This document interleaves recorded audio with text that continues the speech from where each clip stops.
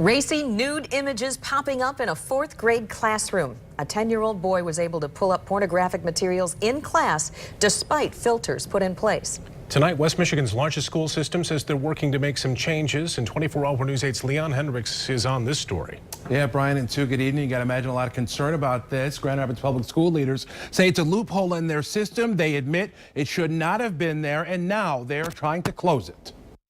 The images that came up on screen, much too racy for TV and far too racy for the Dickinson Elementary School 4th grade classroom they came up in.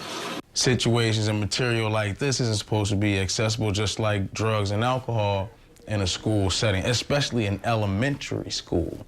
The 10-year-old boy the school says was behind the mouse and keyboard was suspended from school for a few days over what happened, though he disputes being the one who made those pictures come up. Dad says that buck should not have stopped with his son or any other 4th grader for that matter. I don't feel as if this is a situation that should be taken lightly. And the school agrees. Unfortunately, the content filtering system failed.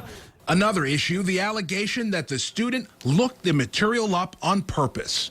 10-year-old student looking for, things have changed. You never know what's going to happen.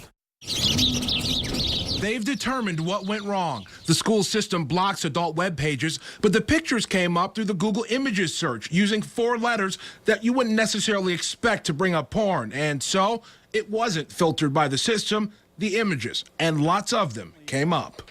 If anyone was from behind and was looking at any of the screens, it would be painfully obvious.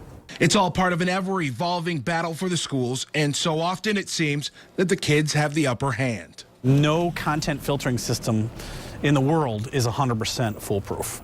It's part of the risk in educating kids to engage in the 21st century click, type, and text world. A risk the school says it has to take to prepare our kids for the future. This is a very rare and isolated incident. Hey, Brian, it's another one of those times where the school leaders are saying this is one of those things that starts at home. And although you might not expect, you got to start talking about this at the age of 10. What's appropriate, what's not appropriate to be typing in on that computer? That's right. Yeah.